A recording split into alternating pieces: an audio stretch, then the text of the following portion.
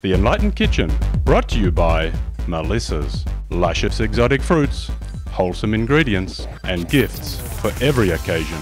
Melissa's, a virtual storehouse for healthy living. www.melissas.com. Welcome to a very special edition of the Enlightened Kitchen. Foods that defeat diabetes. The epidemic of obesity rages on, and diabetes, its evil twin, is also sharply on the rise.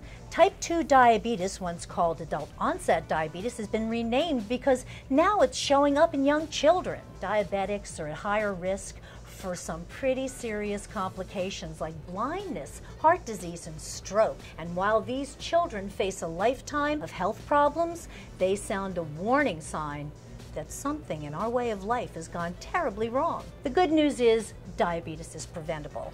Clinical research has shown that a low-fat vegan diet can improve insulin sensitivity and reduce blood sugar levels and cholesterol levels. That's right.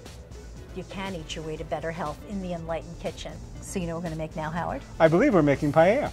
We're making paella, but we're not going to make the usual paella. I like to make it with quinoa. Ooh, I've never had a quinoa paella.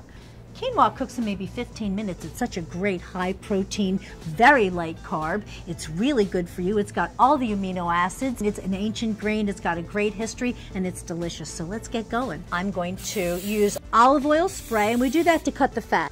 Obesity, fat, excess fat, it really not only clogs the arteries, it clogs the cells so that the insulin can't get in. Wow. So we're going to start by sauteing some chorizo. Ooh. Chorizo is like chorizo, which is a Spanish sausage, but it's made with soy. So it doesn't have any cholesterol, it's lower in saturated fat, and it is really tasty. You don't know the difference. It's great. It's good stuff. And it's a great choice. Listen to what Constance Marie has to say about it. Hi, VEG TV. You're a vegetarian, you're on George Lopez, influencing anyone there on the set?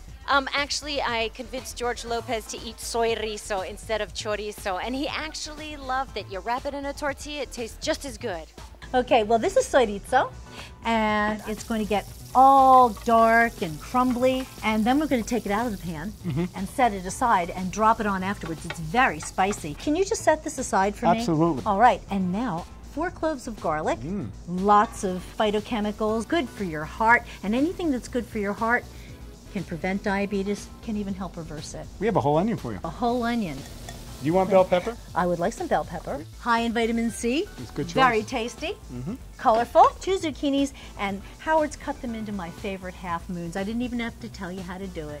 And what else do we have over there, Howard? Oh, well, this what would is you like quinoa. next? It's very high, not only in protein, but magnesium, which really helps to dilate the blood vessels, to keep them open. It's good for diabetics. Now, that quinoa had to be rinsed, right? Yes, it did. Now, there's something called saponin that's like a soapy substance. In fact, they actually make detergent out of it, and we're just going to toast it a little bit, and only for just a minute. Wow. This is 2 fresh tomatoes. You can use plum tomatoes, baby tomatoes, as long as they're fresh. Oh, it smells really good. These are canned artichokes. Oh, really? We're all about easy, convenient, healthy, fun. This is saffron, the most expensive spice in the world, and it's been steeping in half a cup of Chardonnay. It really brings out the flavor. If you don't have saffron, you can use turmeric, but you know, that's what you really need for paella.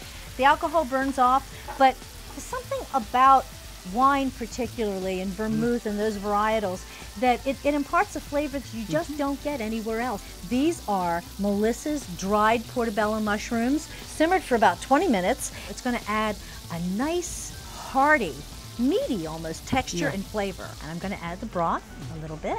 Yeah, and that was Melissa's chorizo. This is a Melissa's dish because at Melissa's, they've got the freshest ideas in produce. And this is 4 cups of vegetable broth. I have a surprise ingredient too. What's that? Edamame. This is Melissa's edamame. It's fresh, cooked, ready to go. Just drop it in, like so. Ooh, that's going to add another meaty texture. Oh, this is such a good dish. So how long is this going to cook for? When can I eat? 15 minutes. Remember the chorizo? Yes. Oh, we're going to serve it on top. I have someone here who's volunteered to be a taster. She's a new vegan. Thank you. Really good. This is a definite keeper. It's a keeper. It's a keeper.